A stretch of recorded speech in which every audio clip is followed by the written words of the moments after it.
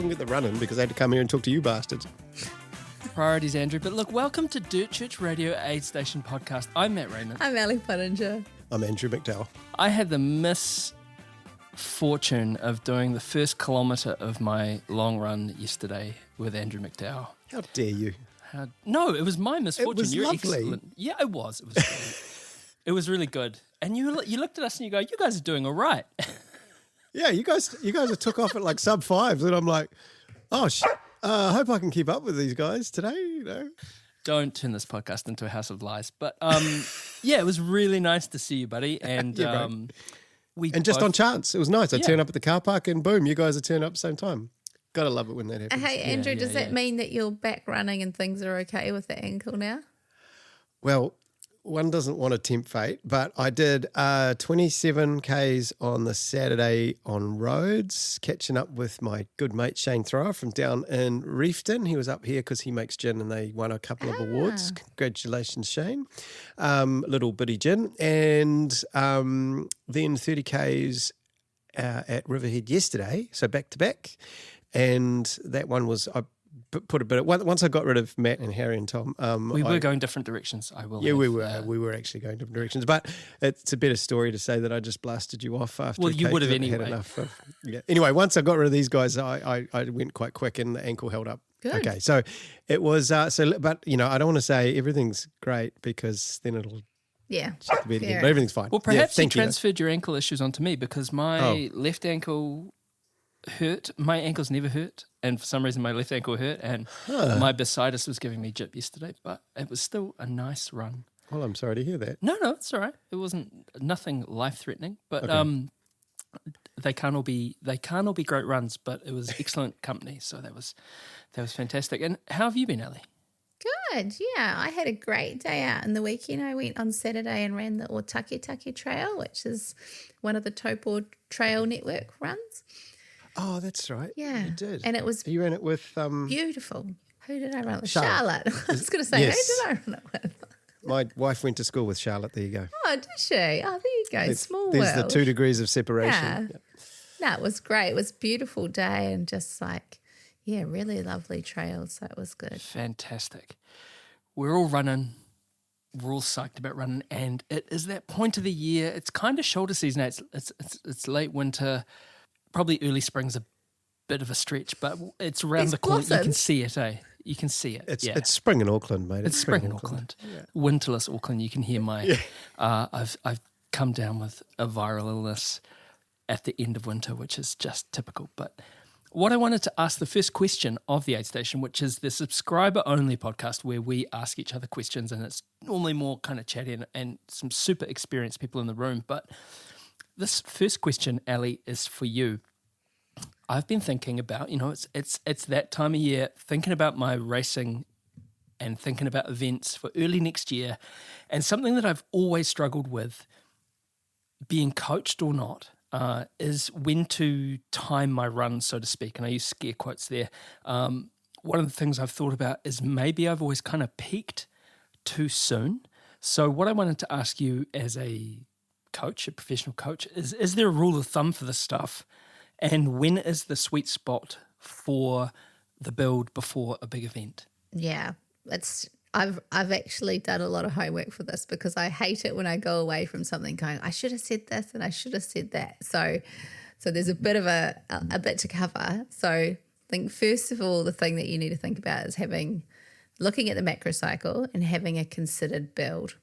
So there's a rule of thumb, but the rule is also that it needs to apply to you and take into account your running history, any health considerations, so age and stage, exercise history, work and life stresses. I mean, like I've coached accountants who I'm like, well, we know kind of when it's getting to end of financial year, shit's going to hit the wall. Like, so you've got to take those sort of things into account as well. Your ability to recover. So, like builders, for example, when I've worked with them, they've got a really physical job. So it's quite hard to then add in a heap of extra mileage and expect them to recover. Shift workers, obviously you've got sleep being impacted, mums and dads, same situation, mature athletes, And then athletes with osteopenia, things like that. In my case, early osteoarthritis. So consideration around what the loading is and what will keep people fit and running. So everybody's going to be different when it comes to their unique life situation. And I guess another thing to kind of consider is, are you getting the heebies from social media platforms like Strava, making you feel inadequate? Just because a professional athlete in their late 20s or early 30s says you should run 100-mile weeks doesn't mean you should, okay? They're not working, probably, or balancing the burden of care of parenthood, or managing a perimenopausal or aging body. So always do what's right for you. Recently, one of the lovely athletes that I work with asked if they were doing enough. And it's a common question, right? We always have it. Like, I think probably both of you have been thinking this before a race, going, have I done enough for this? Especially when you see what everyone else is doing on social media. Like if you're looking at Strava and you're like, well, shit, they've just gone out for a 70K run and mine's only 30K this weekend, or oh, they're doing 150K weeks and I'm only hitting 80, but like, how's it going to play out for me? So just remember that you're doing what is right for you with your life. We've all got different situations that we're working from. And think about all the things that you're doing and you're balancing, and try and be objective with yourself. So take a step back and just recognize the work that you are doing and all the things that you have going on in your life. So then that kind of, I wanted to have that preamble because it's important, right? Like everyone goes, oh, well, they said XYZ amount of kilometers or XYZ hours, but actually we're all different and we've got different shit going on, excuse the swears, but we do. So we need to think about that. So thinking about stress and adaptation and what's sustainable. So what workload is sustainable for you and what's an unsustainable workload. So in other words, if it's unsustainable, you're doing too much and you probably aren't getting the recovery that you need to meet the training that you're trying to do, or sometimes doing something extra tips the boat. So yeah, where should your volume be at the max and for how long? And now this is the bit where you just ignore everything else I've said and you go, oh, but she said this. So looking at race day backwards, so you've got a 3-week taper, so you want to factor that in. For a big race, you're looking at kind of the 8 weeks prior. So like for Matt, for example, Tarawera, probably a bit of November, definitely December, and the first part of January, kind of the first half, is when you should, life circumstances permitting and aligning, be pushing the volume, getting in those race-specific runs or challenges. Maybe you're doing back-to-backs. Like one of the things I like athletes that I coach to do in the build-up to Tarawera 100 miler is maybe go out for back-to-back marathons or something fun like that to kind of get that, big weekend in. and to get that, conditioning to being on tired legs and going, okay, well, I've got half the distance done in a weekend. Running some larger volume and trail runs that are race-like and specific. And also think about all the other things that you're doing that serve you. So if you're cycling or gymming or swimming, take that into account. And there will be things that derail that plan along the way. So it's important to remember that all of your training, I think of training like a bank account. Each session is like putting money in the bank. We're consistently putting coins in the bank and then we spend it on race day. We might get fees taken out along the way, so like sickness or work or family situations, and that's totally okay. Like 99% of people are probably going to have something like that happen. They might get Matt's viral thing if you've been hanging out with him or something like that. I don't have any friends. Yeah. And it's normal, but the beauty is actually about the repeated efforts, and that's where I get annoyed with people getting with Strava kudos, is because an ultra might get you like 75% more kudos than your day-to-day runs, and actually those runs are the things that should be celebrated, because that's the consistent effort that sets you up to achieve. So you're doing that consistent training, consistent adaptation, and that is what's going to serve you on race day. So I don't know, it's hard. Put the blinkers on with Strava. One of the things that I was reminded too of earlier this year was in the build up to UTA when we talked to Caitlin and Beth, and both of them had kind of navigated niggles and injuries, and they hit the bike for, I think it was even weeks for some of them, one of them at least. And it's just a reminder, kind of embrace that supplementary training too. And it happens to the pros, and like Caitlin won and Beth came second. So still serve them. I guess the other thing that we do is get really quite excited about all the races. And so when you're thinking about your macrocycle, is just like considering races or adventures that aren't complementary to your needs for your A race.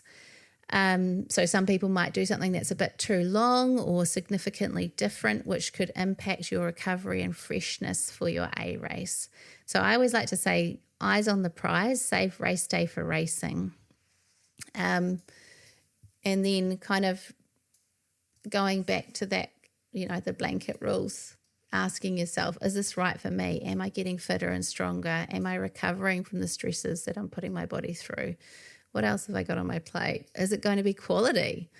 And will it help or hinder me? So I do have numbers that I like people to hit. But so, like normally, especially for 100 miles, like in that kind of patch, that 10 weeks or so through kind of like mid-November through to mid-January, is in that kind of 80 to maybe 120K weeks. Might probably include some hiking, but also like it depends on the person. So, if it's somebody that's like me or that's got osteoarthritis or osteopenia or bone kind of stress considerations, then you'd load the training differently.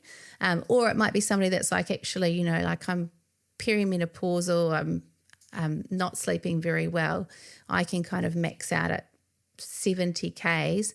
That's the best I can do. Then that's fine too. If that's the best you can do, then do that, because it's no point trying to hit those numbers if you're not going to recover from what you're asking your body to do. So you're not going to set yourself up for success. I'd way rather see someone fit and strong on a start line than somebody that's tried to hit certain mileage numbers and got themselves niggly or a bit overcooked. Yeah, it's my big ramble. Such a good, bravo. Such awesome. A good ramble. And so important, like we go back to these, so interesting, isn't it? Like, and I feel like with trail running, we're like, when we came into it, we were at the kind of cavemen stage, banging rocks together, writing on walls with our fingers.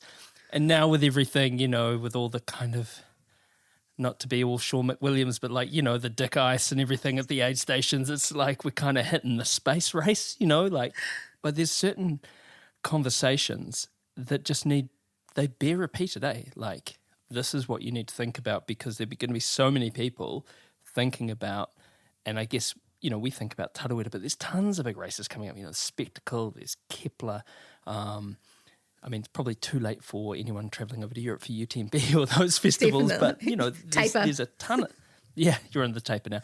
There's a ton of stuff happening, but anything you'd like to add, Andrew? Oh, there's always things I'd like to add. Anything useful you'd like to add? Oh, okay.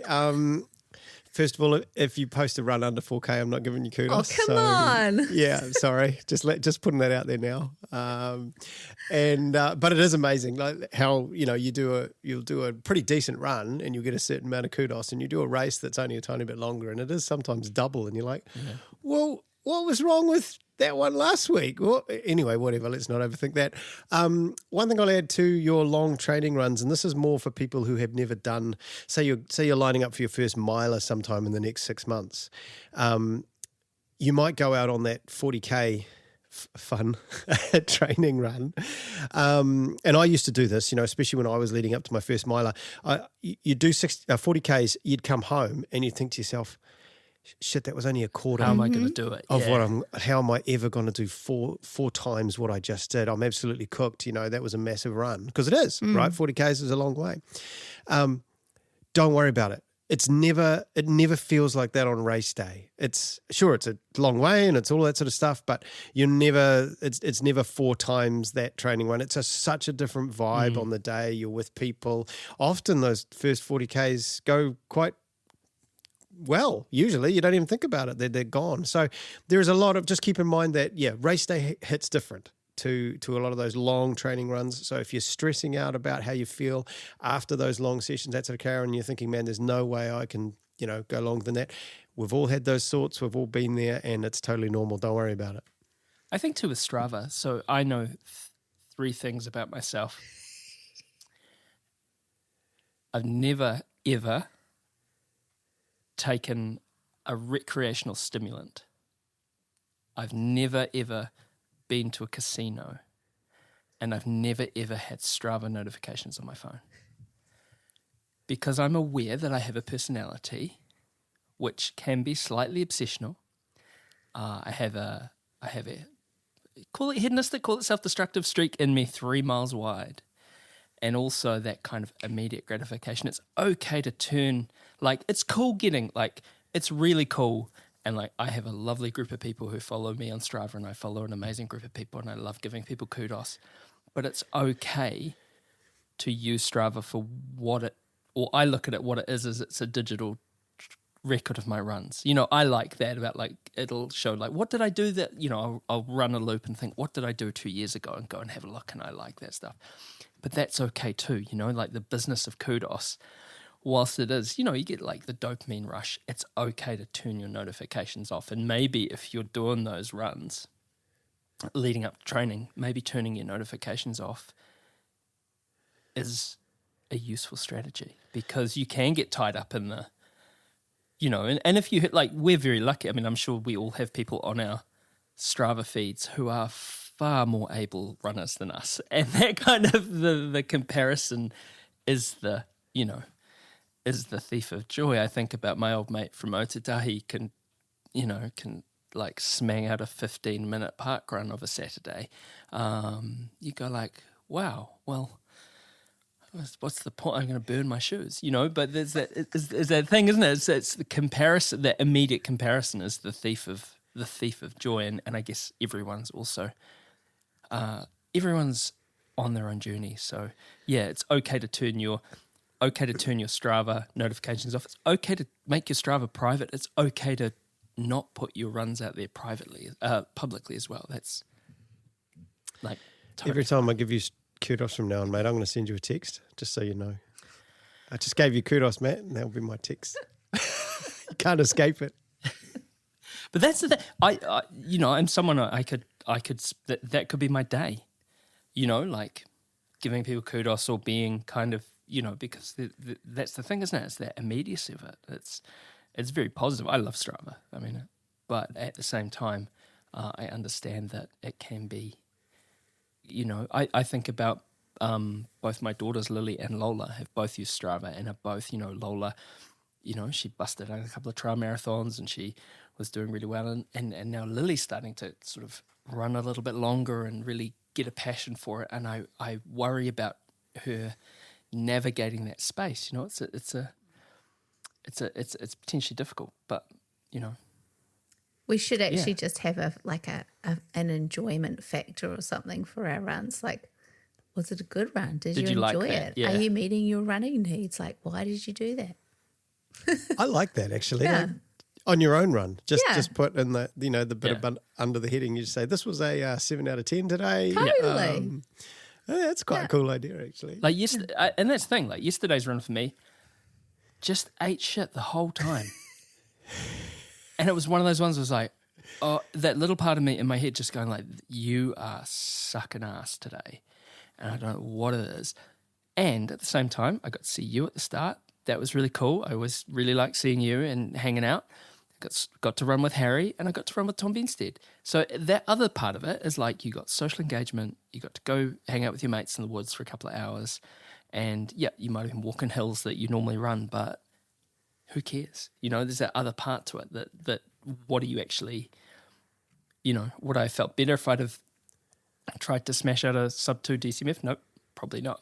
Did I enjoy having like a really average run with a really great group of people? Yeah, I did. So that's part of it too. And then later on, I got to help some guy on a bike find his way out of the forest. he was properly lost. That was quite satisfying. Look, this is the thing. Post-COVID in Riverhead Forest, there's all sorts of people like, even today, because I had to walk the dog, I took the day off, I was sick today, I had to walk the dog because no one else is going to walk the dog and get to the forest, and the gates are open because the logging trucks, and 3 logging trucks came past while we were on our walk. Whoa. And this person in a car just drove straight into the forest, like through the gates. Oh, no. Yeah. Oh, yes. Oh. And was sort of trying to park on the road. And it's like, you're going to get a logging truck's just going to come past. And like this, Riverhead is a law unto itself. Wow. Absolutely. Very popular.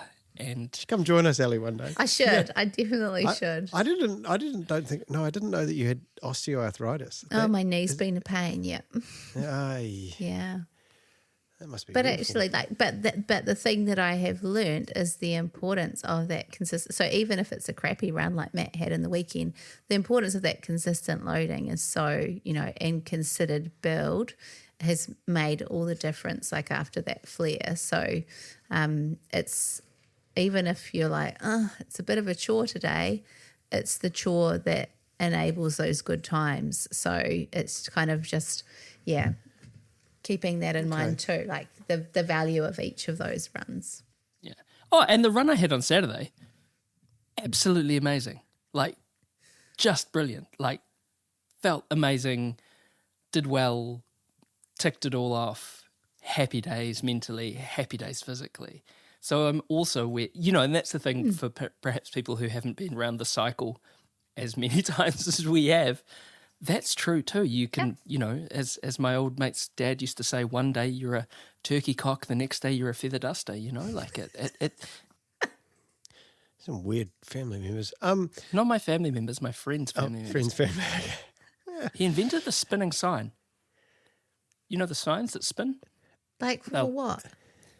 So like half it'll have like raiment, good time, kebabs, and they spin. They've got like a thing on it, and it's a flat thing, and it spins. I refuse to accept that that's true, because surely a spinning sign's been around for like 1,000 years.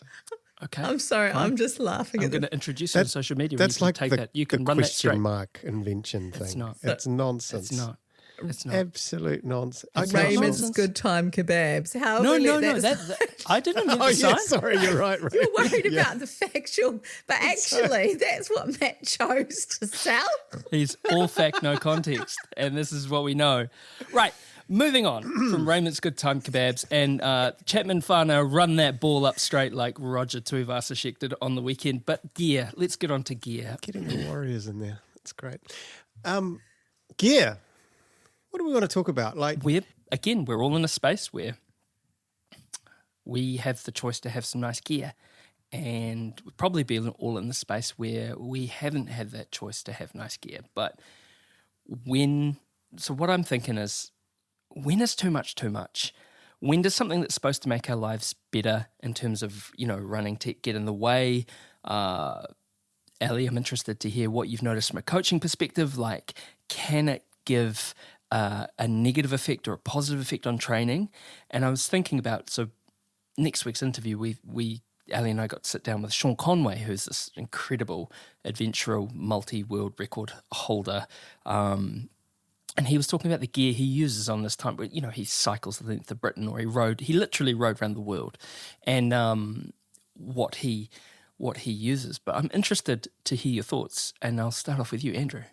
Look, I know I'm at risk of sounding like an old man shouting at the clouds a little bit, right? Because shout, Andrew, shout. I'm like the guy that turns up in the stubbies and the barter bullets now at the start line. Like I'm fast becoming that guy. He just goes, "Oh, what do you got all that shit for, mate?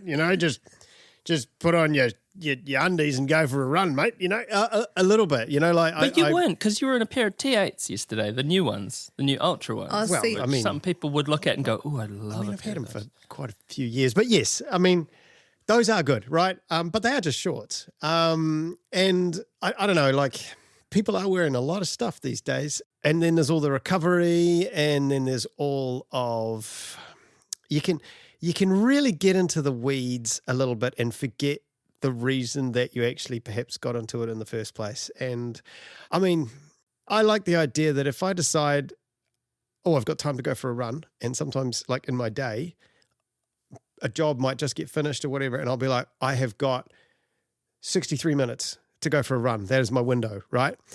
If I spend 20 minutes getting ready, that's gone, right? My run's nothing. I need to be able to chuck my gear on and be out the door in like 2.5 minutes, right? You can't be faffing around with all the things that people seem to be really faffing around with these days. Getting their pre-shake this and that, and getting on their 4 types of tights and shirts, and I'm grumpy man yelling at clouds.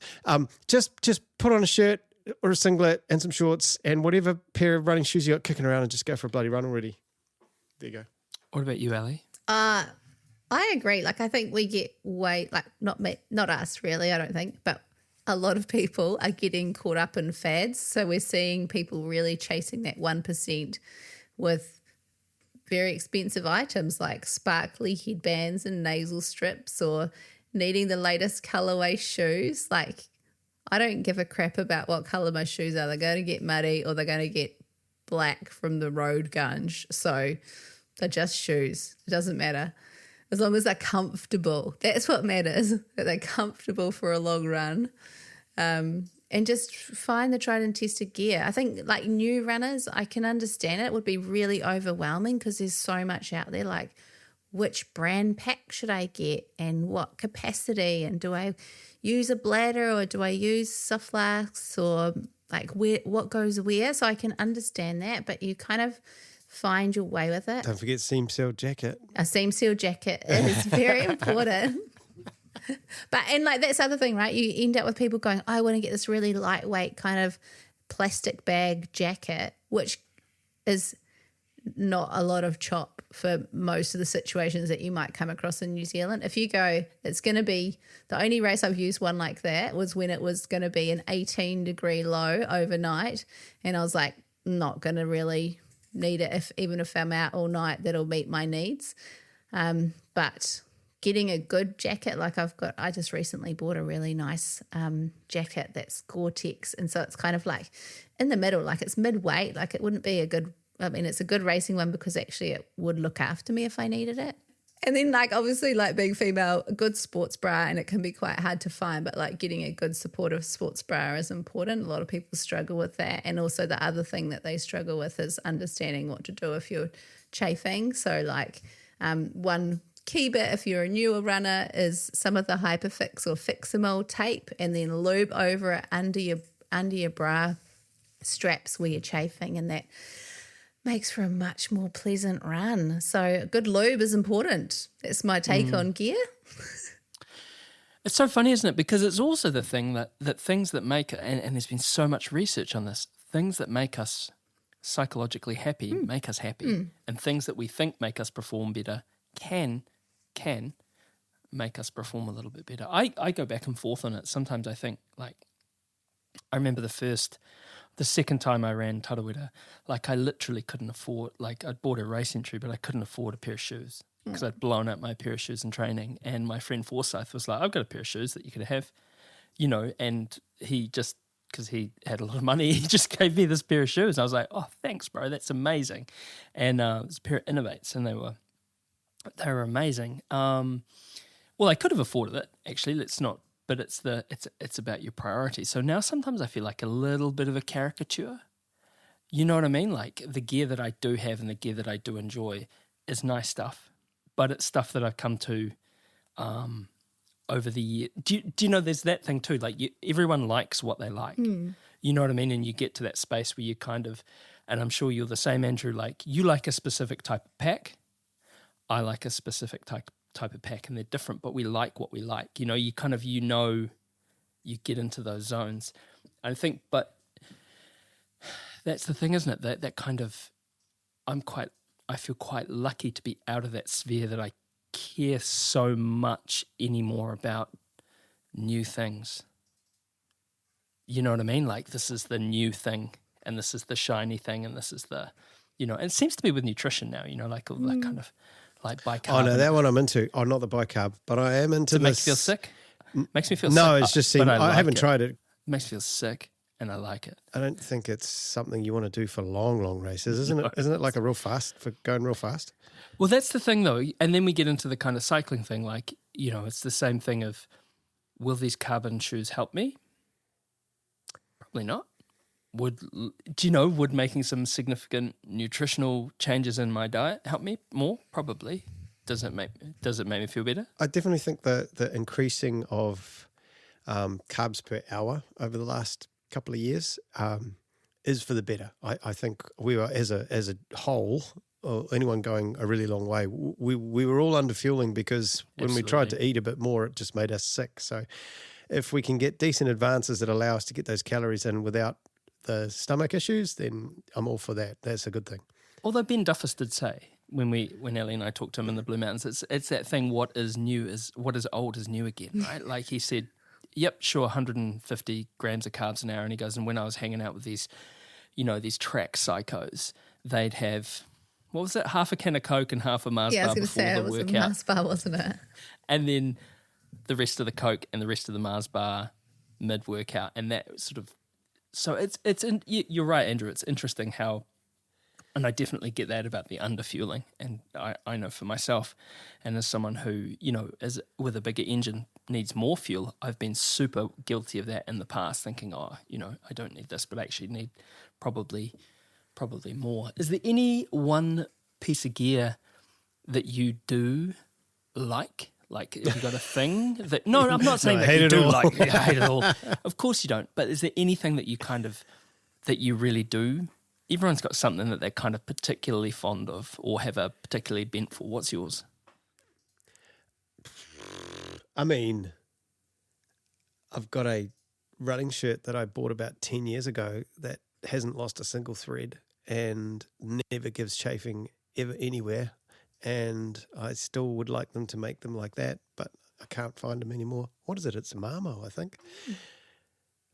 It's a favourite shirt. Does that count for it? Yeah. I was thinking about more like, do you like watches or do you like a good, like for me, I like a good headlamp and a good jacket because that helps me to be out. So I really, if I'm going to spend money on anything, I'm not going to spend money on a running top or running shorts. I'd choose to spend money on a good jacket and a good headlamp because those are two things that allow you to go out in the dark and in the rain. And that kind of, and I love that. It's so cool when you've got a really nice, good jacket. And buy it once. Yeah. Buy once. And then, I mean, I haven't really had to buy gear in years now, mainly because I'm a tight ass, but also just, I've got a pack that works, and fortunately my wife knows how to fix the pack that I've, torn through several times. And I saw that yesterday, it. your bottle on your, I love that. Like one of your bottle holders is obviously, it's repaired with brown thread. Yeah, you saw that. That's I very did. observant of you. I'm hyper vigilant, man. They've both gone. So she unpicked the whole lot and redid. Because the stupid thing about all of those packs is once you lose the bungees on the bottle holders, the whole pack's rooted, right? It's no use to anymore. So that seems to be they should kind of give you two or something. There should be a redundancy so that your pack is still useful. But anyway, fortunately, I have a very good seamstress for a wife. That's what song is that from? Anyway, who can fix things in the literal sense, not the euphemistic sense. Yeah, in the literal sense. What's the euphemistic? I don't know. You don't want to know. Anyway, Ellie, what about you? What about gear for you? I'm with you. A good jacket. I think coming from Masterton, I used to have a lot of Tararua adventures, and when you're going into the bush in Alpine, you want a good jacket that's going to prevent exposure. So, that's key. And I think a good pack too, because it makes a difference to how comfortable you are. So if it's, fits all the gear, because that's really important, getting one that's got the right kind of literage for what you need. A lot of people will go low, but actually you might as well just start with a 12 litre because they pack down so small. Can I just say that leader thing, I don't understand it at all, because I've used the same pack for however many years now. I've no idea how many litres it is. And when I about bought a it, 12 litre. no one told me how many litres it was. And I don't even really know what that means. I mean, 12 litres of, what, I mean, Capacity. you attach it.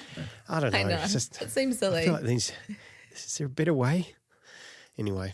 I reckon a pack that's got good structure to it, so you don't have like one big pocket where things will jostle around a lot. Like if it's got lots of segments where you can put bits, it really helps for that, to make it comfortable and kind of ergonomic and hopefully prevent chafing. Yeah. Interesting. I'm the opposite. Are you? I like one big pocket you? because you shovel your stuff and you can move it all around, have everything sitting just right. Yeah.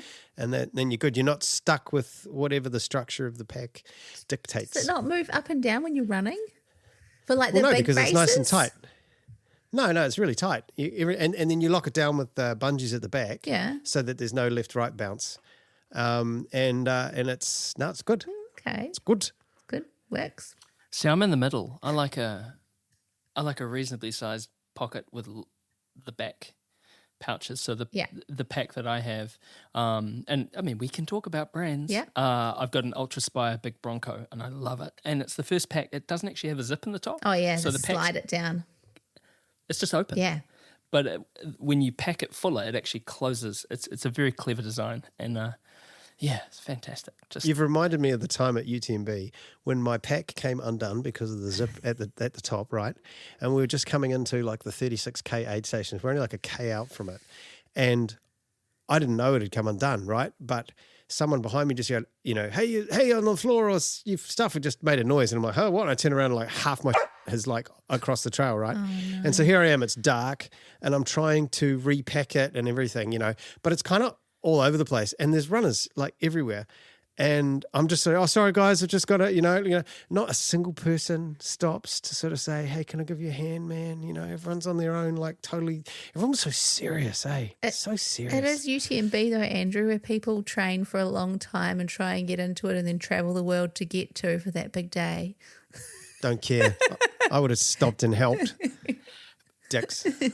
and yes, you're right. And I mean, God, Andrew, this is in context. Were you in first place?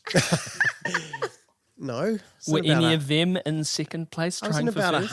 112th at the time. It didn't last. But exactly we right. went backwards from there because no one helped me. That's the only reason. Stop and help people. Having you a sulk and dicks. like tramping along after that. I've got a little bit of PTSD from UTMB. Anyway, that's fine. I don't need to go back. Okay, so when we're thinking about our big races, worry about it, but don't. Or don't worry about it now, but start to think about what you want to do leading into the end of the year and thinking about races in the new year. And with gear, what's our consensus? Like, find what you like, but also have. For me, it comes down to, that's the thing, isn't it? It's not a zero sum game, but there's a limited pot, and if I spend money on this, will I be able to spend money on that? And what's worth, And your running shoes probably will last longer than you think. 100%. Get Just 1,000 kilometres out of them. Well, or 2,000 Yeah, if you can. if you can. Unless they're Hokers, they'll fall apart. We're not sponsored by Hoka, are we? They Not won't make yet. it. They definitely won't make it. Enough we will be now. Oops. That was the Aid Station podcast, formerly sponsored, but no, we were never. We were never sponsored by Hoka, but I'm Matt Raymond. I'm Ali Pottinger. I'm Andrew McDowell. And look, stay tuned next week when we have an amazing conversation with the truly mighty, world-beating Sean Conway coming up. But until then, take care of yourself, be kind to yourself, and say hi to your Kelpie for me, because we've actually, let's stop. Did you see that greatest run ever that dude put up? Our first video greatest That was run so ever. good. That was so good. Did you see that, Alex? I only kind of caught a glimpse. I didn't get to watch it with sound, so I need to watch it back. You need to watch it with sound. Yeah. It is One of it's a the lovely most- story. It's a lovely story. It's just like, I want to go wherever this guy's going. Have a This looks look. amazing. Absolutely. I did think though, before we wrap it up, It would be great. Like in the weekend, we had a conversation with friends who had about the Olympics question. So like if you're listening to an aid station and you have an opinion about what we're discussing, or me accidentally trolling backyard ultras, and if that's your jam, you go for it. I'm happy for you. But like tag us on the socials and tell us what your thoughts are on that. I'd love to kind of hear responses. And same thing like when it comes to the gear or when it comes to training load, like, yeah, I'd love to know, like we put stuff out into the universe and I'd love to get something back. On that also, what were the takes on the Olympics? Were they pro ultra Olympic? Were they not? Were they like, yeah, they have to do it like Gordy Ainsley style and denim cutoffs? Like what was it? I think most were pro. A lot, like people were disagreeing, Andrew. They're like, don't do a loop, like a boring loop course. It'd be so boring. But they were. I'm not saying that's the right thing to do. I'm saying that's what they will do. Yeah. But I think we should go with my thing is make it lovely, but have the same things in it like the mountain biking. Yeah. There has to be a rock garden. Mm-hmm. There has to be jumps. There has to be a certain amount of elevation. There has to be, so you can say that, yes, we ran here, but they won't. They'll make them run around the stadium for 10 days. Since our conversation, I had some more time to think about it, and I was like, no, I'm completely sticking to my guns on this one. I think it will suck. Ooh. I think it will be a weird showpiece of an already fringe sport, and it may actually do more damage than good. What about the ultramarathon that already happens at the Olympics, Andrew, with the 50K race walk? Oh, don't get me started on race walking. I will get cancelled. How dare you? How dare you lure me in like that? Finally, cheat until you get caught. What? Sorry, go on. Ooh, Sean McWilliams, thank you. A listener of the show did get in touch around the ghost of the dolphin that was living under my house. And the dolphin skull is gone. It's off to the University of Auckland. So someone actually came to the house and identified it on the spot as a common dolphin and not a Hector's dolphin, which I was very pleased about. And now that dolphin has gone off to be a dolphin skull at the university. So sit in a jar. It's graduated. But there you go. So I guess that's the thing, isn't it? Ali's point is if you do want to reach out to Dirt Church Radio, get in contact because it is helpful. So especially if you're a race walking enthusiast. Yeah, please, that's Andrew McDowell at dirtchurchradio.co.nz. Mā te wā.